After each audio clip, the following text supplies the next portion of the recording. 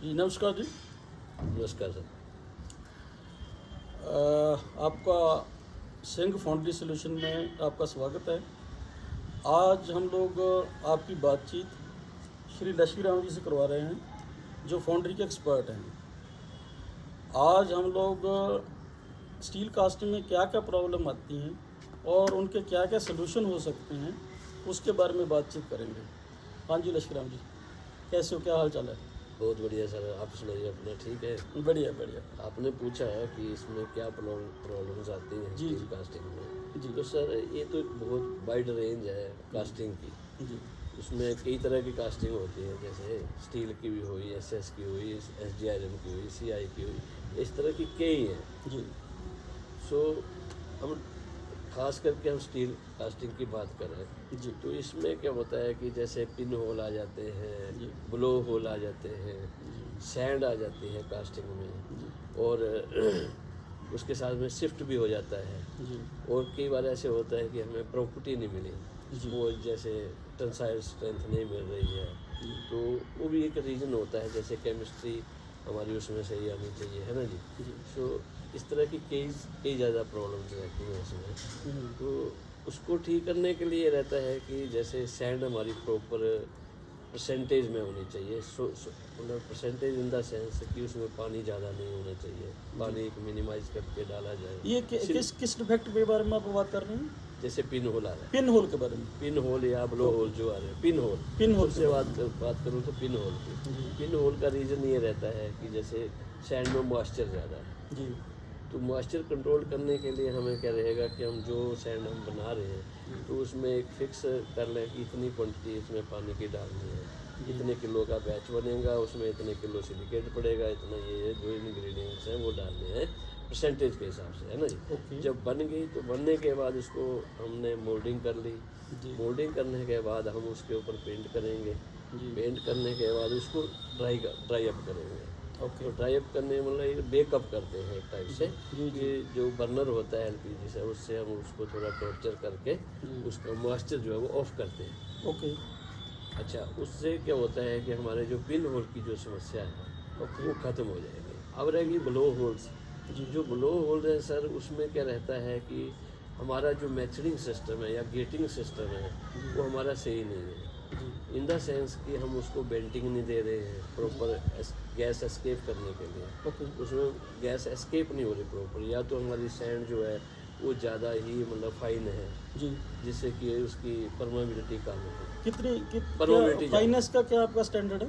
Finance का जो sand finance number है वो आई थिंक वो 50 to 60 तक चल जाएगा। ओके।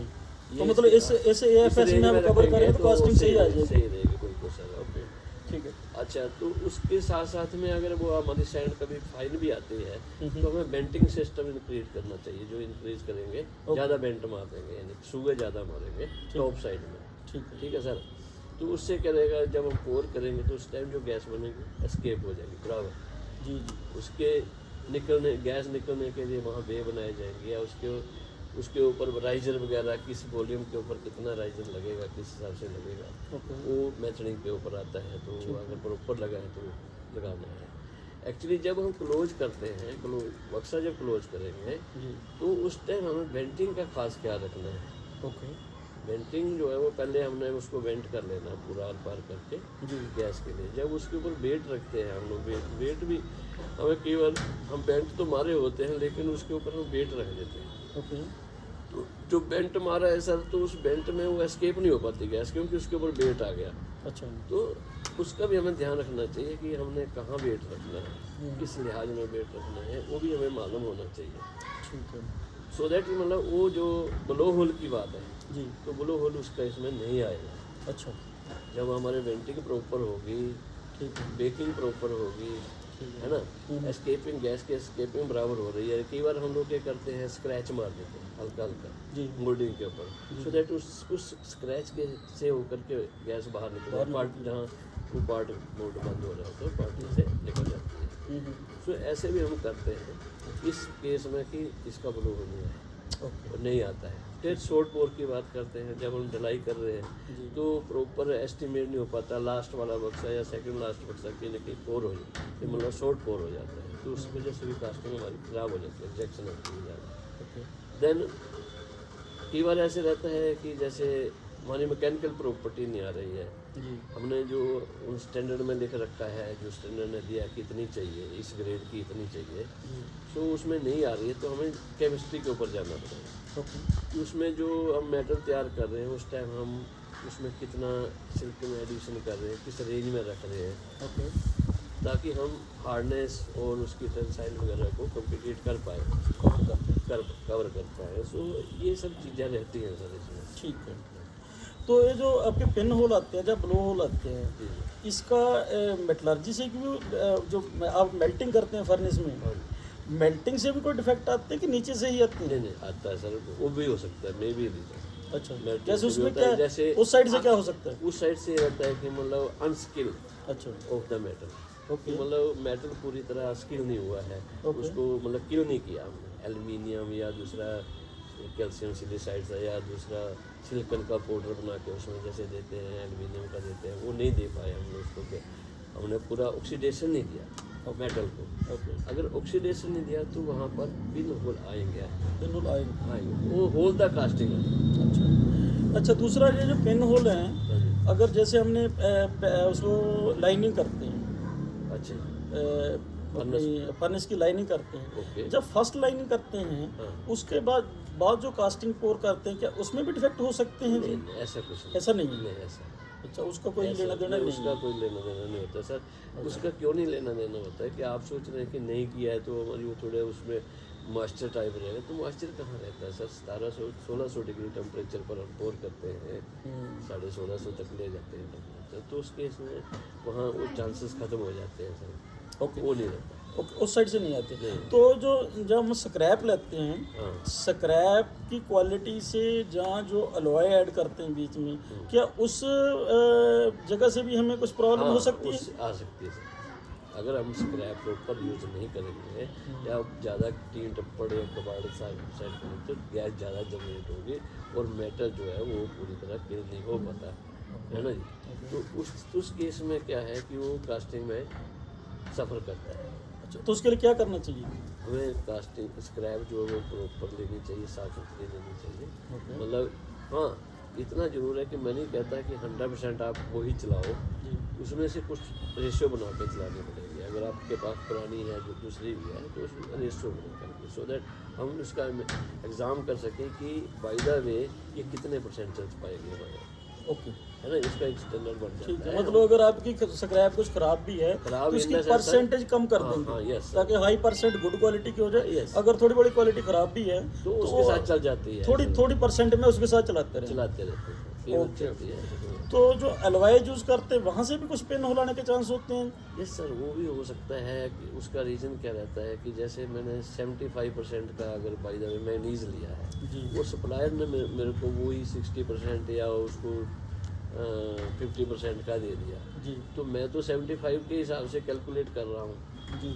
है ना जी। ठीक है। और वो 65 एक्चुअल में, तो उससे क्या होगा, या 50 है एक्चुअल में, तो हमारा वो कम एम होगा, ओके। है ना जी। तो जब जितना मेरे को चाहिए उतना नहीं मिल रहा है तो उसमें क्रिएट करेगा वो कुछ प्रॉब्लम्स आएगी, पक्का आएगी। अच्छा, जो हम अलॉय मतलब खरीदते हैं बाहर से, हाँ जी। तो अलॉय की लैब में टेस्टिंग नहीं करते कि हमें पता चले कि हमें जो हमें रिक्वायरमेंट चाहिए उसमें पूरी कर रहा है कि नहीं कर रहा? हाँ, ये देखिए सर, ये ज़रूरी है कि हमें एक बेटर एनालिसिस के लिए अपने एंड पर या जहाँ भी बाउंड्री जो भी है उसको अपनी उसमें वो बनानी चाहिए लैब, अच्छा। जहाँ पर अपने मतलब इन हाउस हम टेस्ट कर सकें। जी। लेकिन आजकल जो केमिस्ट है वो भी मेरे हिसाब से इतने अवेलेबल नहीं है मार्केट अच्छा, में। केमिस्ट मिलते नहीं हैं? मिलते किस कारण कि फेरोलाइज के लिए, अच्छा, फेरो एलाइज के लिए मिलते हैं। फेरोलाइज के लिए क्योंकि chemist नहीं इसकी- मिलता, इसकी क्योंकि training इसके tough है? स्पेसिफिक टफ है सर। अच्छा, ट्रेनिंग की डिफरेंट है, डिफरेंट है एकदम, है ना। ओके। ओके। हाँ, इसको करना मतलब इतना इजी नहीं है। ओके। हाँ, सो ज़्यादा करके हमारा क्या एम रहता है कि हम सप्लायर से सर्टिफिकेट ले लेते हैं, ओके। ठीक है सर। अदरवाइज मैं तो ये प्रेफर करूँगा कि मतलब हर बाउंड्री मैन को ये चाहिए कि वो अपने एंड पर अपनी एक पर्सनल लैब रखे जिसमें अपने मतलब अपने एंड पर चेक कर इनपुट मटेरियल को चेक कर पाए प्रॉपरली।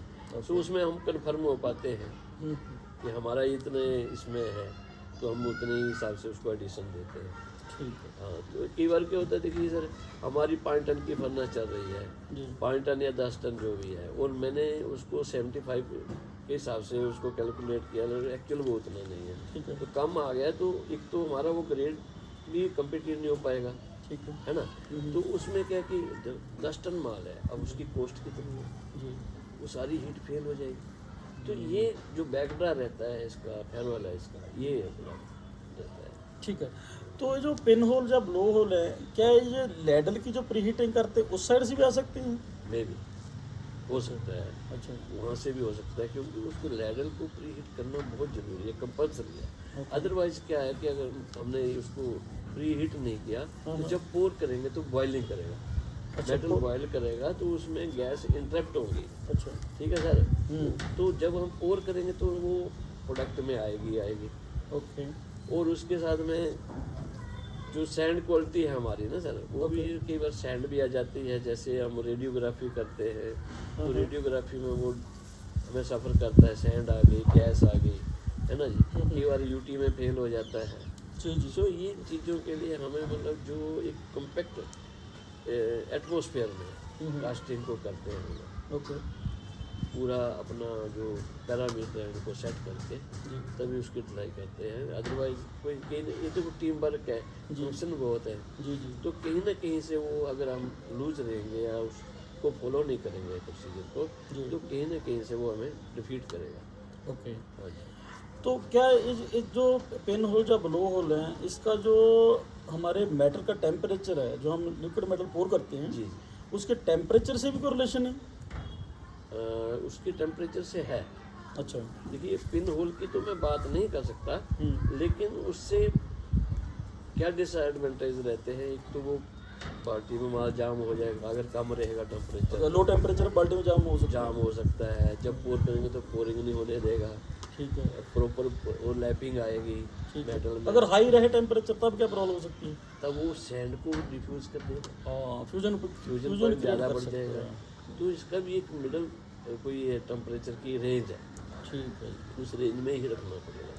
अच्छा, अगर आपकी कास्टिंग में श्रिंकेज आ जाती है, हाँ जी। फॉर एग्जांपल आपने किसी कास्टिंग में श्रिंकेज फील की कि श्रिंकेज आ रही है हमें, हाँ जी। उसको आप कैसे दूर करते हैं? उसमें सर देखना पड़ता है चिल वगैरह, एक तो चिल देते हैं। कई बार क्या होता है कि जो टॉप बक्से की हाइट है वो भी सर मतलब उसको सफिशिएंट नहीं है। अच्छा। सो उससे क्या हुआ कि जो राइजर हमने दिया तो उसने उसको पूरा फीड नहीं किया। अच्छा। अगर हमें ऐसी प्रॉब्लम आ रही है कि अंडर द राइजर आ रही है या कहीं से ऐसी कोई प्रॉब्लम, श्रिंकेज की प्रॉब्लम आ रही है, तो हमें चाहिए कि वो जो टॉप बक्सा उसकी हाइट थोड़ी बढ़ा दें। अच्छा। अगर हाइट में उसकी बढ़ा देता हूँ तो मेरा जो राइजर है वो राइजर की हाइट नेचुरली बढ़ेगी। जी। जब मैं पोर करूँगा तो जितना उसमें मेटल होगा वो उसको फीड करेगा ओके। कास्टिंग को। ठीक। अदरवाइज जितना उसका है सेकंड पार्ट उतना ही रखूँगा तो उसको कई बार कास्टिंग की शेप के ऊपर डिपेंड करता है। अच्छा। कई बार कास्टिंग बड़ी है, राइजर हमारा छोटा है, तो भी नहीं होता सर। तो जो आदमी इसके लिए मेथड करते हैं वो इसमें उनको फार्मूला वगैरह लगाते हैं क्या? उसको जैसे आप बोलते हो कि राइजर छोटा है या राइजर बड़ा है, तो एक बार आप फिक्स नहीं करते कि भाई हमें राइजर का साइज कौन सा रखना है, चिल लोकेशन क्या रखनी है? हाँ, वो पहले भी तो आप कर मेथड सकते तो हैं। बनाते होंगे ना? हाँ जी, हाँ जी। इसके लिए सर एक सॉफ्टवेयर आता है सिमुलेशन। अच्छा। तो सिमुलेशन तो बहुत कॉस्टली है, बहुत कम फाउंड्रीज में आप देखेंगे सिमुलेशन को किया हुआ। अच्छा। एक्चुअली एक 3D भी होता है, उसमें भी लगा के देख लेते हैं कि कहाँ राइजर लगेगा, कितना लगेगा, ओके। उसमें भी देख लेते हैं। अगर फिर भी कोई प्रॉब्लम आ रही है अच्छा। तो हमें ये करके ही पता लगता प्रैक्टिकली ही है। करके हाँ, पता चलता है। हाँ जी। ओके ओके, ठीक है। ये तो श्रिंकेज की बात हो गई। आपकी कास्टिंग में कभी कभी मिसमैच भी हो जाती है, मतलब शिफ्ट हो जाता है, मतलब Yes, टॉप yes, इधर को जा रहा है, बॉटम उधर को जाता है, जनरली हो जाता तो ये क्यों जाता है? इसका क्या कारण होता है? है। देखिए सर, इसका क्या रहता है कि जो हमने मैच प्लेट बनाई है, मैच प्लेट अगर हमारी पैटर्न सही बैठा है, उसमें क्या रहता है कि जो एक ओवल होता है, एक राउंड होता है, बुश बुश। जो बक्से का लगा हुआ है। जी। और जब हमने उसको लगाया, मोल्ड को लगाया, तब हम उस चीज़ का ध्यान नहीं दिया। सपोज दोनों साइड में रोंडी पिन लगा दी, जी है ना, तो ओवल भी बैठेगा और जो वो दूसरा है वो भी बैठेगा, बैठ जाएगा, है ना। और जब उसको जोल्टिंग देंगे मशीन में, जी जी तो वो इधर उधर होगा, क्योंकि उसको डिस्प्ले के लिए थोड़ा बहुत मिल गया वहाँ पर, है ना, जी तो उससे थोड़ा बहुत इधर उधर हो जाएगा। अब जब उससे जो कैविटी बनी है हमारी, जी अब जब उसको हम कोप में बैठाएंगे, टॉप में बैठाएंगे, जैसा भी करना है, जब बैठाएंगे और पोर करेंगे, तो वो कहीं ना कहीं हल्का सा शिफ्ट नजर आएगा। अच्छा, उस वजह से तो इसका कोई मतलब उसमें फुल प्रूफ नहीं कर सकते कि किसी जो जब प्लेट में लगा रहे हैं पेन, हाँ जी, तो ओवल वाली ओवल में लगे और दूसरी उसी में लगे, ऐसा नहीं कोई सिस्टम बन सकते? होते हैं सर। अच्छा ये जो जब हम लगा रहे हैं जिस मशीन में, तो उस मशीन में हमें ये चाहिए कि जहाँ राउंड वाला है वहाँ राउंड ही लगे, जहाँ ओवल वाला है वहाँ ओवल ही लगे। अच्छा, मतलब एक करेक्शन हो सकती है प्लेट में, प्लेट में, कि पेन प्लेट में जहाँ मशीन में, जहाँ प्लेट बिठाई है, अच्छा जहाँ प्लेट बिठाई है, उसी टाइम उसको ओके ओके वो लगानी पड़ेगी। ओके अगर उसको नहीं लगाते, हम ध्यान नहीं देते या हमारा मोल्डर ध्यान नहीं देता है, तो जैसे मर्जी बैठा दिया। अब ओवल में भी बैठ जाना है, राउंड में भी बैठ जाना है। राउंड में जी अगर वो ओवल लगी हुई है तो राउंड नहीं बैठेगा, ठीक है ठीक है सर, वहाँ फुल प्रूफ बन जाता है कि नहीं यार ये चीज़। ओके और जो पिन है, पिन भी हमारी मतलब स्पेसिफिक होनी चाहिए, उसको ये नहीं कि वैसे बना दी वैसे लगा दी, ऐसा नहीं होगा, उसके लिए स्पेशल होता है। नहीं, कई लोग जैसे लूज मोल्ड है, लूज मोल्ड में लूज पिन लगाते हैं, तो उसके लिए सर लूज मोल्ड जो लगता है ना, लूज लगेगी उसमें शिफ्ट उसके लिए नहीं, उसमें भी शिफ्ट होता है, अच्छा लेकिन ज़्यादा जनरली उसमें शिफ्ट होने के कम चांस रहते हैं। उसका रीजन क्या है कि वहाँ पर हम लोग एक टाइप से सैंड में ही सेल्फ कोर बना देते हैं, ठीक है ना, बेसिकली उसी में फिट हो जाता है, वो वहाँ जाके फिट होगा, अदरवाइज उसको इधर उधर रखेंगे तो बैठेगा ही नहीं। हाँ, तो मतलब वो उससे ज्यादा अच्छा लगता है, बेटर लगता है, क्योंकि उसका गोला सा बना ही हुआ है, वही जाके बैठ जाएगा। Yes sir. अच्छा अच्छा, चलो ये तो हो गया आपका मिसमैच। तो आपका सैंड ड्रॉप भी होता है कास्टिंग में, जैसे कभी तो बड़े कास्टिंग में बड़ी कास्टिंग सैंड गिर जाती है, कभी देखो तो ब्रिक सैंड गिरी होती है, उनके क्या कारण है? उनका कारण हमारी जो सैंड बना रहे हैं हम मोल्डिंग में, कई बार क्या होता है सैंड बना के रख ली, अब रख ली तो एटमोसफेयर के हिसाब से कई बार सूख जाती सैंड। मोल्डर इस चीज़ का ध्यान, जो प्रोडक्शन वाले ध्यान नहीं देते, वो फटाफट डाले जा रहे हैं, है ना, तो जब वो मोल्डर लगता है तो वहाँ से फ्राइबल होता है मोल्डर। अच्छा, उससे क्या होगा, मोल्ड फ्राइबल हो जाएगा, है ना, तो उसने तो लगा दिया। अब जो क्वालिटी कंट्रोल का जो आदमी सुपरवाइजर वहाँ है, उसको चाहिए वो देखे उसको कि फ्राइबल तो नहीं है, अगर फ्राइबल है तो उसको अवॉइड करें, लेना। अदरवाइज क्या, वो जनरली ध्यान नहीं देते हैं, और उससे क्या होता है कि उसको पेंट कर दिया जी, पेंट के बाद तो फ्राइबल का पता नहीं लगता है, लेकिन जब पोर करते हैं तब वो हीट से या किसी वाइब्रेशन से वो झड़ता है, अच्छा वो गिर जाता है, कि कई बार ज़्यादा गिरेगा, कई बार कम गिरेगा, है ना, स्लाइटली गिरेगा, लेकिन गिरेगा। तो ये रहता है कि सैंड को जो हमने बनाना है वो फ्राइबल नहीं होनी चाहिए। अच्छा, सैंड फ्राइबल होगी तो कटेगी। हाँ, ये हाँ जी, उसमें प्रॉपर स्ट्रेंथ रहनी चाहिए। ठीक है। हाँ जी। तो कई बार कास्टिंग में देखा जाता है कि उसमें लैप्स आ जाते हैं, जैसे लाइनें सी बन जाती हैं, जब कास्टिंग हम खोलते हैं तो उसमें लैप्स बने होते हैं, वो क्यों बनते हैं और उसको कैसे हम अवॉइड कर सकते हैं ताकि कास्टिंग क्वालिटी बढ़िया बने? तो इसका रीज़न ये है सर कि एक तो मेटल टेम्परेचर है, मेटल टेम्परेचर, सेकेंडली जो पोरर है उसकी स्पीड वहाँ पर मतलब काम करती है। अच्छा, वो कैसी स्पीड दे रहा है, कहीं बीच में इंटरप्ट कर रहा है, पोरिंग में अगर माड़ा मोटा रुका तब भी वो लैप क्रिएट करेगा, है ना जी, या उसमें जॉइंट आएंगे।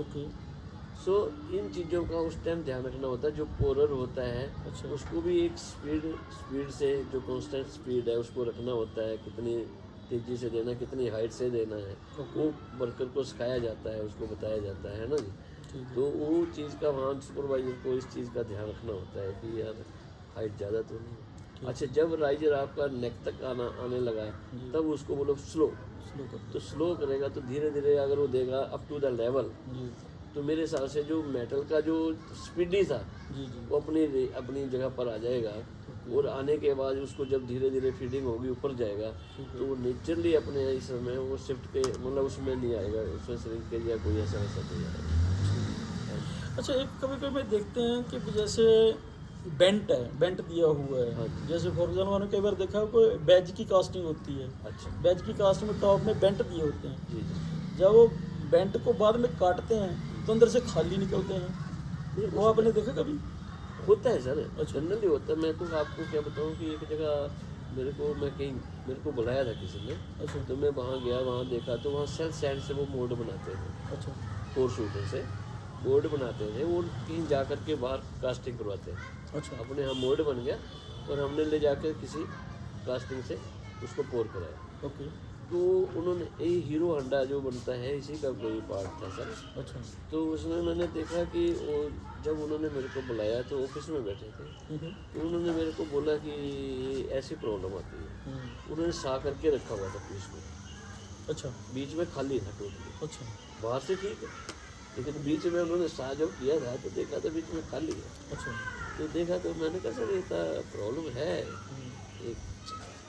मैं क्या ठीक हो जाएगी, ऐसी कोई बड़ी बात नहीं है उसमें। बोले तो कैसे ठीक होगी, क्यों आई है? तो मैंने कहा सर ये गैस ब्लॉक हो रही है, अच्छा गैस मतलब निकल नहीं रही है आपकी। इसके लिए कहीं ना कहीं ऑप्शन रखनी पड़ेगी गैस की, जो फीडिंग दे रहा है और इनका मतलब उसका भी देखना पड़ेगा कितनी स्पीड से दे रहा है, हिट से दे रहा है, वो चीज़ का भी ध्यान रखना पड़ता है। 100 फ्लोर पर जाके देखना होता है, जी तो इससे ठीक होगी, ऐसे नहीं होगी। तो बोले कि ठीक है। फिर उन्होंने वो मोड भेज दिए अच्छा और बाद में दूसरे दिन का मेरे से टाइम लिया, मेरे को ले गए साथ में। अच्छा उसी फाउंड्री में गए, फिर वहाँ जाके वो मोड डलवाए, 15-20 मोड थे, अच्छा वो हमने डलवाए वहाँ खड़े होके। हम्म, तो डलवाए मैंने अपने आप उसको स्लो फास्ट करके उसको बताया ठीक है और पोरिंग करवाई अपने लिहाजे में। हम्म, और जो गैस की निकलने की बात थी तो मैंने अपने जो ये मोटरसाइकिल की चाबी थी तो मैं उसी से स्क्रैच मार दिए जहाँ जहाँ मारने थे।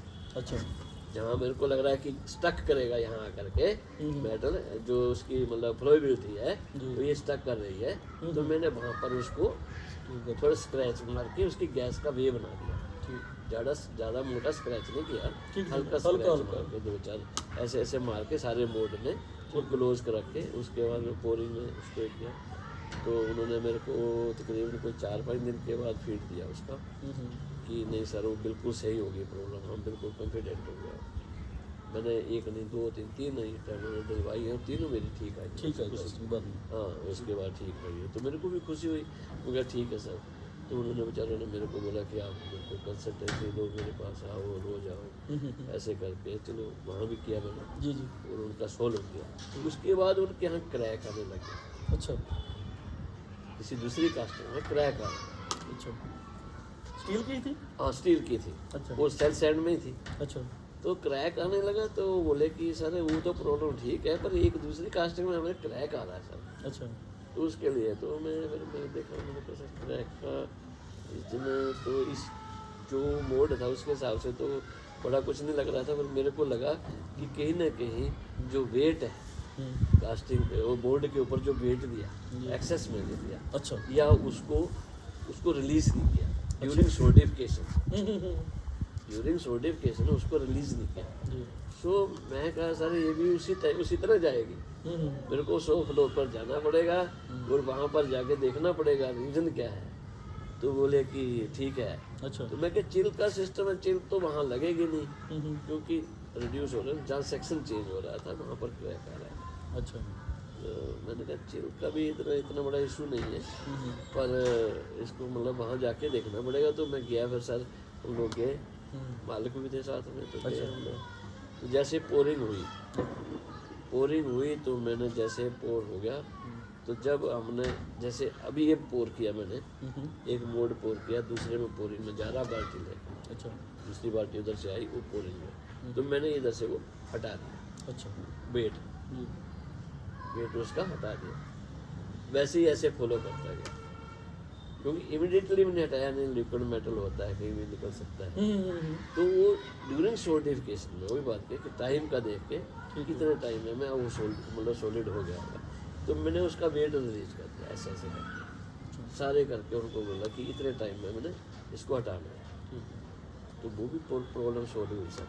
अच्छा वाल्व कास्टिंग में हम लोग देखते हैं कि उसमें क्रैक्स आती हैं, हाँ जैसे वाल्व है, गेट वाल्व है, ग्लो जब क्रैक मतलब ग्लो बॉल बहुत ज़्यादा आती है, अच्छा हाँ, सेक्शन चेंज सेक्शन चेंज होता है, तो वो क्यों आती है और उसका क्या कारण है और उसको कैसे आप दूर करते हैं? सर ऐसे रहता है ना कि क्रैक्स तब आता है कि जहाँ देखो सेक्शन चेंज हो रहा है तब वॉल्यूम ज़्यादा है और एक जगह कट है, एक थिन सेक्शन है और हैवी सेक्शन है ना, जी तो उसमें क्या है, उसमें चेंजिंग आती है सोडिफिकेशन में। ओके एक पहले ठंडा हो जाएगा, एक लेट ठंडा होगा। ओके तो जब उसमें कॉन्ट्रैक्शन आती है मेटल के अंदर, जब कॉन्ट्रैक्ट करता है उस टाइम उसमें क्रैक डेवलप होता है। अच्छा तो उस केस के लिए हमें क्या चाहिए कि जो जहाँ ज़्यादा वॉल्यूम बन रहा है मेटल का, वहाँ चिल से हम उसको अच्छा कंट्रोल करें, चिल देनी, हाँ चिल देनी पड़ेगी उस एरिया में, ओके ताकि जो थिन सेक्शन है और वो सेक्शन है वो एक जैसा सॉलिड हो सके। तो वो चीज़ हमें वहाँ समझनी पड़ेगी कि कौन से एरिया में क्रैक आ रहा है और कौन सा हैवी सेक्शन है। ओके उस केस में फिर उसको रिमूव किया जाए। कई बार तो हमने देखा कि ये जो उसका शेल होता है ना, हाँ जी, शेल हाँ जैसे स्विंग चक बॉडी है, स्विंग चक बॉडी है जहाँ ग्लोब बॉल है, अच्छा जो उसका शेल है उसमें क्रैक्स होती हैं, कई बार तो ओपन क्रैक्स आ जाती हैं, कई बार क्रैक्स एमपीए में मिलती हैं, उनके क्या कारण होते हैं और कैसे उनको दूर किया जा सकता है? आपने देखा होगा, सेल मतलब सेल में करने से मतलब उसका जो एक तो जहाँ सेक्शन चेंज होता है, सेक्शन चेंज तो ऐसे होगा ना जैसे आपका फ्लेंज है, फ्लेंज के साथ सेक्शन चेंज हो रहा है, जहाँ जहाँ उसकी सीट है, सीट के साथ सेक्शन चेंज हो रहा जहाँ भी है चेंजिंग ना, पर बाकी उसकी जो बॉडी जो शेल बनता है, हाँ जिसको हम वॉल थिकनेस जिसकी देखते हैं, अच्छा वॉल की वॉल जो उसकी वॉल थिकनेस होती है, अच्छा उसमें कभी कभी देखते हैं एयर कि क्रैक आते हैं कई बार तो ओपन क्रैक्स हो जाते हैं, अच्छा किसी किसी बॉडी में तो ओपन क्रैक्स हो जाते बाई हैं। वेट आते हैं सर। देखो एक तो कोर आपकी हार्ड होगी ना, अगर कोर भी ज़्यादा उसमें डाल दिया हो, हार्ड है वो, तो क्या होता है कि जब ड्यूरिंग सोडिफिकेशन ये कोलैप्स नहीं होती, अच्छा ये विद स्टैंड रहती है और उसको चाहिए कि उस टाइम कोलैप्सेशन चाहिए, उसको कोलैप्स होनी चाहिए, मतलब टूटनी चाहिए, वो कोलैप्स नहीं होती। कोलैप्स नहीं होती। तो उस केस में वो ओपन हो जाएगा क्रैक। ओके ओके, मतलब जब वो सॉलिडिफिकेशन हो रही है हाँ। उस समय वो कॉन्ट्रैक्ट हो रही है, हाँ, हाँ। मतलब मेटल कॉन्ट्रैक्ट हो रहा है, पर नीचे जो उस पर उसका दबाव पड़ता है ना, कोर के बीच ऊपर दबाव पड़ता है, हाँ तो दबाव पड़ता है तो उस टाइम वो मतलब कोलैप्स होनी चाहिए, हाँ उसको टूटना चाहिए, झड़ना चाहिए। वो टूटता नहीं है, नहीं टूटता। क्रैक नहीं हो रहा, वो अपनी जगह भी वो stand क्रैक है। नहीं हो रहा, लेकिन कास्टिंग वहाँ से क्रैक हो जाता है। फिर क्या तो उसके लिए फिर क्या डालते हो, मतलब आप कुछ कोर में कुछ करते हो? कोलैप्स एजेंट होते हैं, जैसे साडस्ट हो गया, अच्छा। या फिर एक अपना बेंटाकोल हो गई, अच्छा बेंटाकोल डालते बेंटाकोल भी डाल सकते हैं, हैं। बेंटाकोल स्टील का स्ट्रिप में डाल जाती है। डालते हैं अच्छा, डालते हैं, और में डालनी है आपने, कुछ भी डाल दो, चाहिए भी डालो। अच्छा बेंटाकोल डालते हैं, साडस्ट डालते हैं, हाँ हाँ, पहले डेक्सल भी डालते थे मुझे लगता है। डेक्सिल भी है, यस। अच्छा डेक्सल आजकल भी डालते हैं। डेक्सिल आप मेरे ख्याल ही नहीं है, कोई नहीं डालता है। अच्छा डेक्सल डालते ही नहीं है। अच्छा मुझे लगता है डेक्सल जो सोडियम सिलिकेट आता है शायद उसमें भी क्रैप्सेबल एजेंट मिला होता है।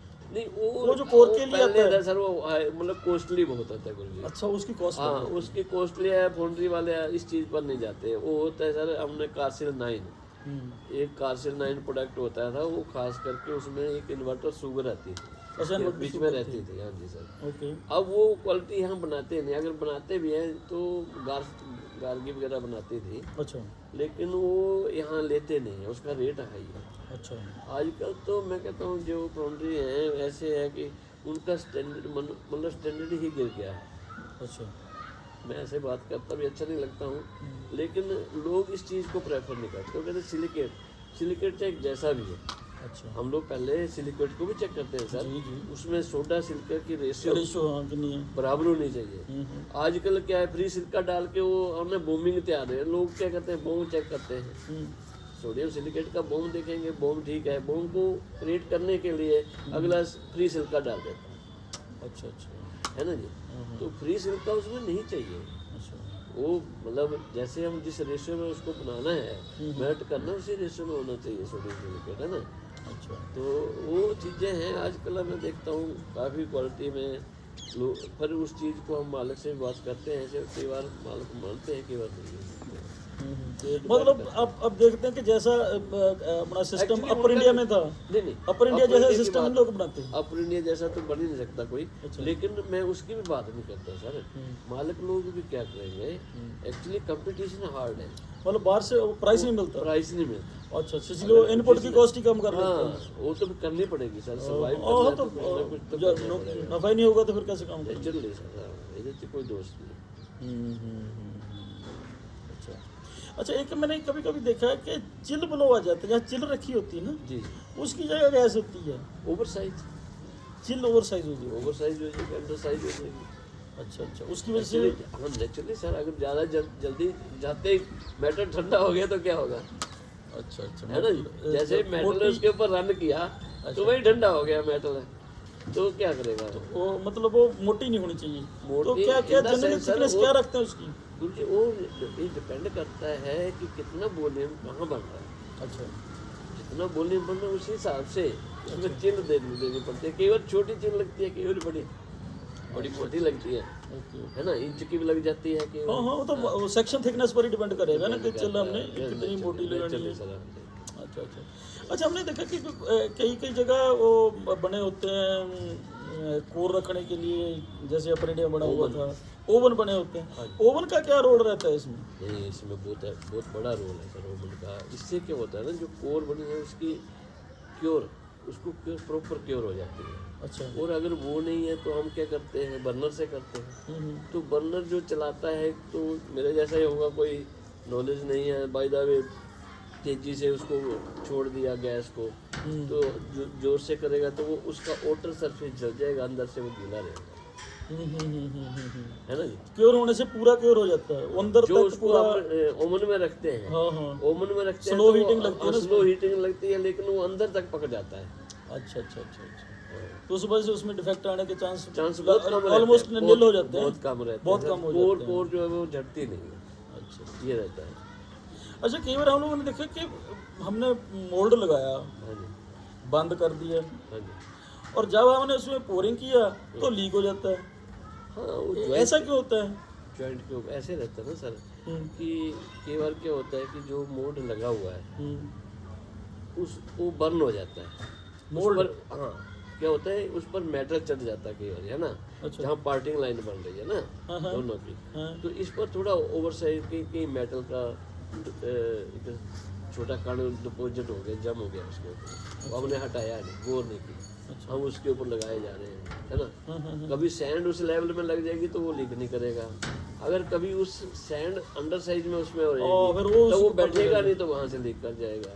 तो ऐसे मतलब एक वो कारण है। दूसरा कारण और भी है कि जैसे हम जो हमारी पैटर्न है, कई बार चलते चलते चलते चलते उसमें हम लोग क्या करते हैं ना, पैटर्न में एक आपने देखा होगा कि एक मतलब 3-4 mm का हाइट रहता है। अच्छा तो उसमें मतलब उसमें क्या रहता है कि मतलब उधर से कट लगा होगा अंडर साइज में, उसमें सैंड उधर जाएगी, अच्छा। 3-4 mm का पैड बन जाएगा, हाँ ठीक ठीक है। है ना। हाँ। तो दोनों आपस में मिल जाएंगे। सैंड टू सैंड कांटेक्ट हो Contact जाएगा, हो जाएगा। ऊपर से बाहर से थोड़ा गैप दिखेगा, हाँ जी। अंदर से सैंड टू सैंड कांटेक्ट हो, फिर लीकेज नहीं होगी। नहीं होगी।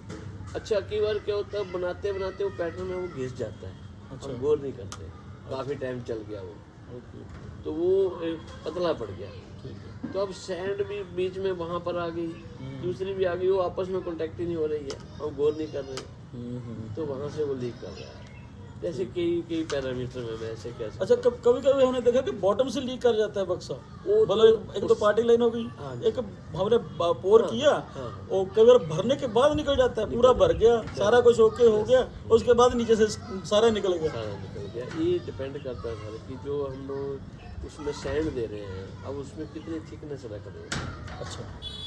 जो हमने बॉटम लगाई है, बॉटम में उसमें कैविटी कितनी बनी है, कितना प्रेशर रहेगा मतलब मेटल का, है ना। उसी हिसाब से वो उसमें नीचे की जो सैंड थिकनेस है वो भी उसी हिसाब से रखनी पड़ेगी, या उसकी स्ट्रेंथ उस हिसाब से मेंटेन करनी पड़ेगी, है ना जी। अगर वो वहाँ पर वीक है कि सैंड वीक रह गई, कुछ रह गया, तो वो कट जाएगा वहाँ से सैंड, बोर्ड कट जाएगा। अच्छा, क्योंकि उसका टेम्परेचर रहता है, मेटल का प्रेशर रहता रहता है, है, weight भी उसका और अपना रहता है। हाँ, तो वहाँ से वो मतलब टूट जाता है और निकल जाता है, ये रहता है।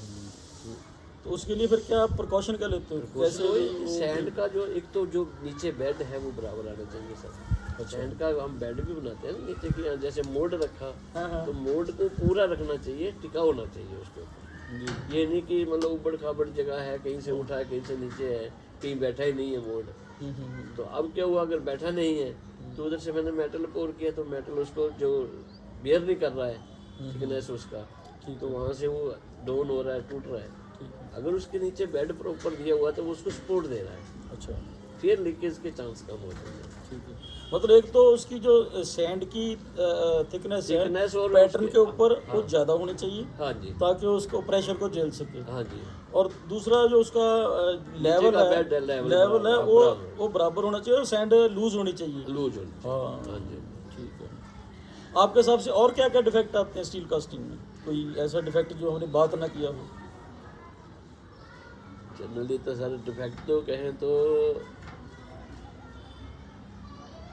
बहुत सारे भी हैं, लेकिन ये जो बात किया है मेरे हिसाब से सफिशिएंट है। अच्छा काफ़ी है। हाँ काफ़ी है इसमें। चलो इससे ज़्यादा तो और क्या होगा कि रेडियोग्राफी में फेल हो गया, रेडियोग्राफी का लेवल। अच्छा एक बात और हाँ है, जी। जैसे रेडियोग्राफी कास्टिंग है और नॉन रेडियोग्राफी कास्टिंग हाँ है, जी। उसमें मेथड में कोई फर्क होता है?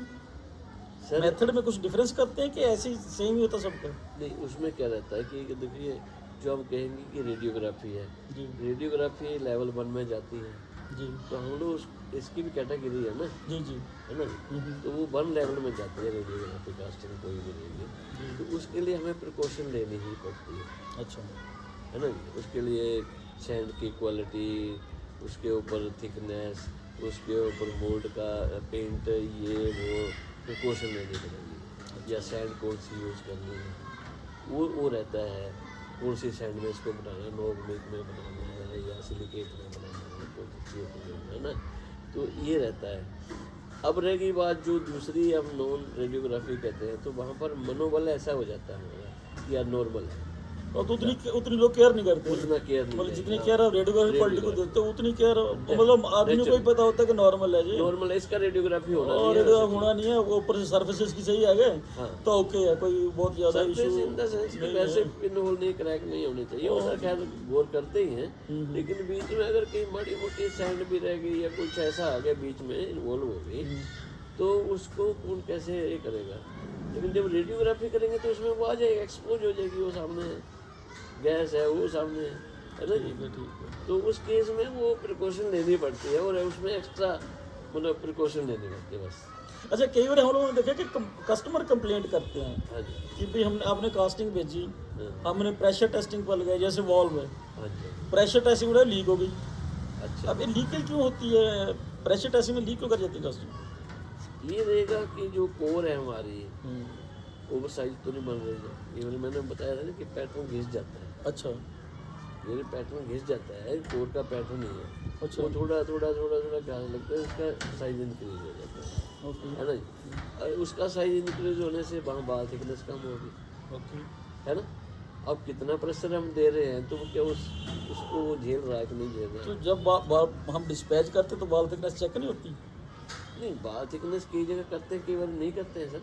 तो नेगलिजेंसी की होती है, Negligence जहाँ भी की वजह से नेगलिजेंसी की होता है। मतलब हमने बाल थिकनेस ही नहीं चेक की, बाल थिकनेस कम में अगर उस जगह से निकल सकती नहीं, है। अगर ऐसा है तो मतलब हमें तो ये चाहिए कि जो पैटर्न है उसको बराबर उसको एक इंटरवल पर चेक करते रहे, पैटर्न का कहीं से कहाँ से घिस रहा है, क्या हो रहा है, उसको एक इंटरवल पर चेक करेंगे, तो हमारा जो कोर है वो विद इन साइज रहेगा, ठीक है है सर। ठीक है तो जब कोर विद इन साइज रहेगा तो हमारी जो बाल थिकनेस है बराबर बनेगी, ठीक है। तो उसी वजह से है। मुझे लगता है काफ़ी आपने डिटेल में हमें बताया है, तो सर आपकी इतना- बहुत बहुत ये मेहरबानी। सर ये वाइड रेंज है जी। इसमें, मतलब मैं नहीं कह सकता कि मैंने जो बताया सफिशिएंट है, नहीं, इससे बड़ा भी हो सकता है, जी जी वो ज़्यादा लोगों को ज़्यादा पता है, मैं तो एक छोटा सा आदमी हूँ, पर जितना मुझे आता है मैंने कोशिश की है कि नहीं, फिर भी आपने आंसर बढ़िया दिए हैं। मतलब मुझे लगता है जो दर्शक हैं हमारे या फाउंड्रीज के सुपरवाइजर्स हैं, मैनेजर हैं, उनके काफ़ी काम की बातें हैं, तो अगर मेरे ऐसा कर पाया तो बहुत बड़ी मेहरबानी है सर आपकी। तो आपने हमारे लिए टाइम निकाला, सर आपका भी बहुत बहुत बहुत शुक्रिया सर, अच्छा लगा मेहरबानी, आपसे मिलकर, शुक्रिया। अच्छा लगा जो आपने पूछा, मुझे अच्छा लगा। Thank you. Thank you.